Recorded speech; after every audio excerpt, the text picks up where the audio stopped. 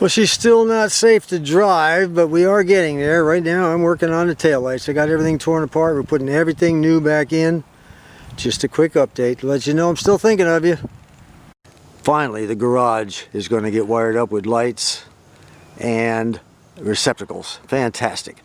And the people that are going to do it, of course, are the same people that wired my shop a couple of years ago. It is Kordsmeyer Electric, right here in Conway. They do an excellent job, fantastic job. So I called them again. Of course, I had to clear the car out. Luckily me, it was running, otherwise these folks would have had to push.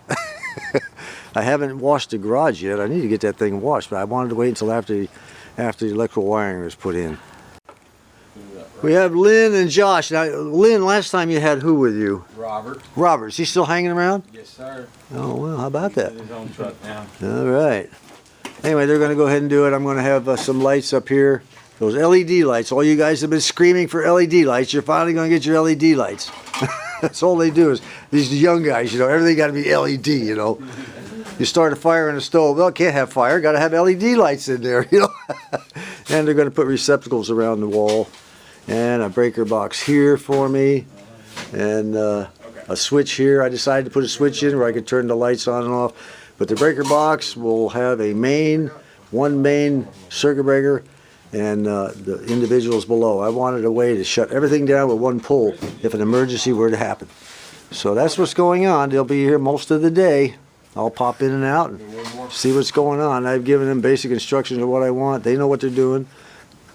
Well, they're still at it. There's Lynn. And somewhere around here, there's Josh way over here in the corner. There you go. He's humping and bumping over there. And boy, I can't wait to get all this stuff squared away, get everything done. You got the first couple lights up. I'm real happy about that. That looks real good. It does not interfere with the door, the garage door opening. There's another one over there. And we have a couple more here. We're going to be putting up one there and one up over here when they get it up. Looking real good. Our electrical boys are all gone and it is dark. I'm going to go out and see how well they did. Let's see here. Here we go. Ooh, what do you think of that, huh? Looky there. Looky, looky, looky. Man, that's only 4 of those lights.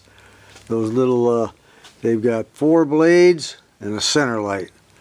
I went with 4. Later on I'm going to put one over there. You see how kind of dark it is over there? Around this corner. It's also pretty dark. Kind of a darkened area. You can see, but it's still kind of a darkened area. I want this lit up. I eventually plan to paint a car in here, so I want it to be well lit.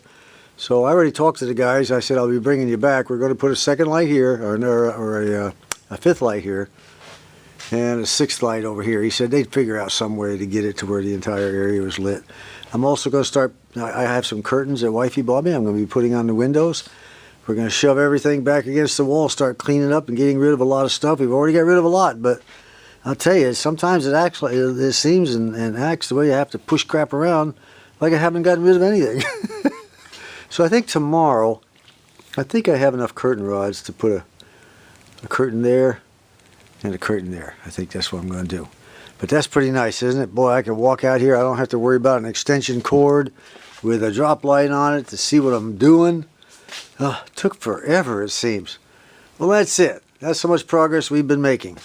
Until next time, this is John.